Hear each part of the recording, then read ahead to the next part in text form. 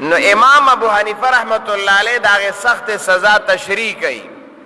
چې هغه له به سخت سزا څنګه ورکې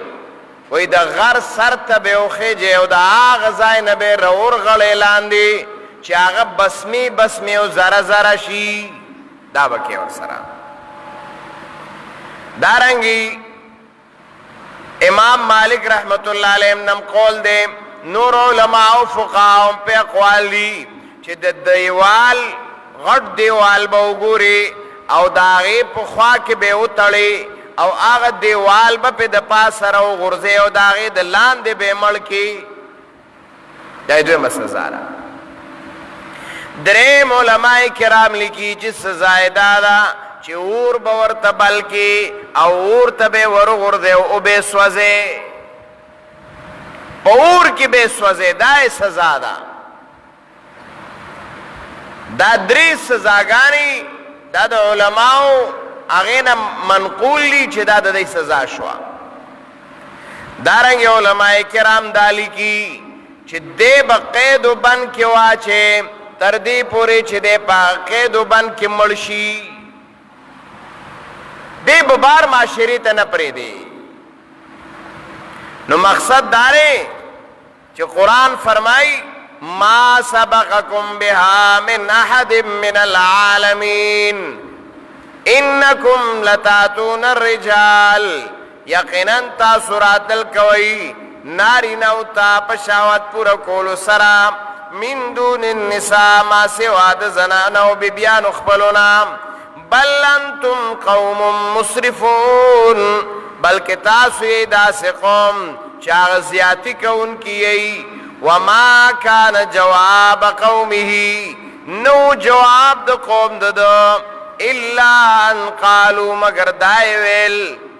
سیویل اخرجوهم من قريتكم ابا سید لرا دخبل کلینا ولی انهم اناس يتطهرون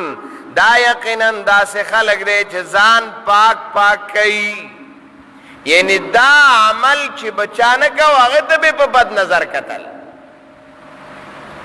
او چې چا به نه کاو نو هغه پسې به هغه خبرې کولی چې دا ځان نه پاک سړی جوړ کړی دی او موږ ته دا مسئلې کوي انهم اناس يتطهرون دا د قوم جوابو چې موږ د خپل عمل نه نوزو ګوره علما په دې زبانی یو خبره کوي او هغه خبره دا کوي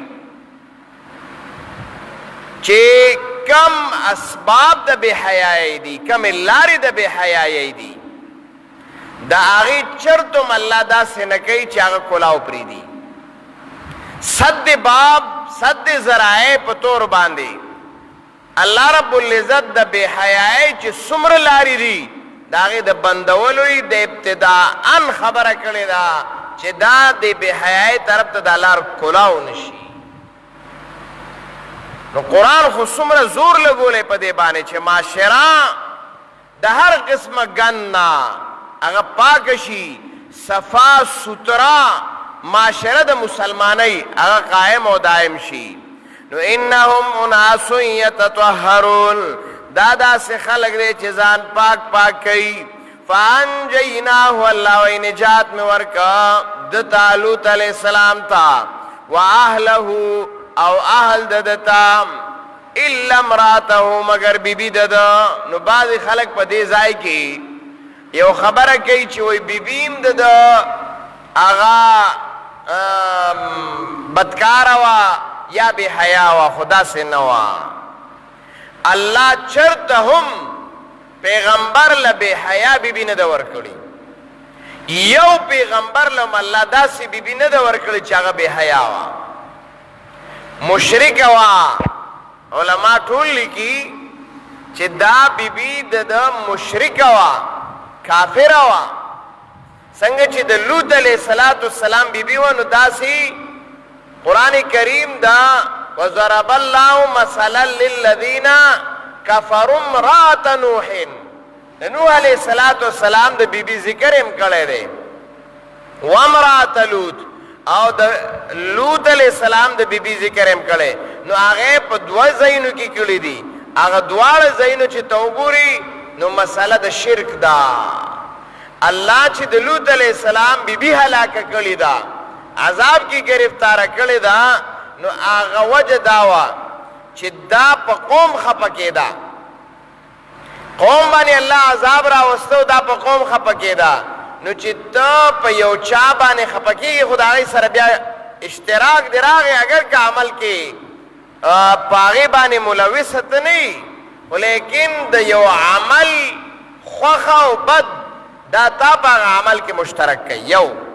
دویم داوا چې علما دا لیکي چې دا بیبي مشرکه وه او دې ته د شرک د وجې نه الله دا سزا ورکوله الا امراته مگر بیبي ده کانت من الغابرین چې هغه د وروستو پاتې کېدونکو نه قوم باندې خفه وه الله ورته وویل د سار وختي د پښمني نه وځه د خپل قوم نه لوط علیہ السلام ته وویل د شپې وځه خپل اهل هم د ځان سره کا شاته به نه ګورئ بس ځئ تې وځئ تې بس چې څنګه لوط علیہ السلام سره د خپل اهل نه هغه ووته بیبي پاتې شوه هغه خفه په قوم باندې نو چې هغه پاتې شوه نو قرآن وایي لوط علیہ السلام او هغه اهل او بچي هغه مې بچ کړه بیبي پکې پاتې شوه وامطرنا علیهم مطرا الله وایي موږ ورول په هغې باندې کاڼي د کاڼو باران مې پې وکړه فانظر کیف کان عاقبت المجرمین وګوره چې څنګه شانجام د هغه چا چې هغه مجرمانو په دې جرم کې هغه اخته وو الله رب العزت دې زمونږ او ستاسو معاشره دا صفا حیاداره ایماندار هغه وګرځوي او الله چې څومره خباثتونه دي چې هغه زمونږ اسلامي معاشره ګنده کوي ماحول ګنده کوي زما استاد مسلمان هغه خستا د ایمان والا ماحول د هغې ګندګي راولي خباثتونه راولي بې حیایي راولي الله د هغې نه د مسلمان معاشره صفا کړي الله د بې حیایي اسباب دا ختم کړي د بې حیایي کارونه زموږ د معاشرې نه ختم کړي الله رب العزت صحیح سوچ صحیح فکر صحیح ذهن صفا زړه صفا سوچ صفا فکر د قرآن او د سنت مطابق هغه زموږ نصیب وګرځي بیمارانو ته صحت کامله عاجله ورکړي او څومره مسلمانان وفات شوي الله مغفرت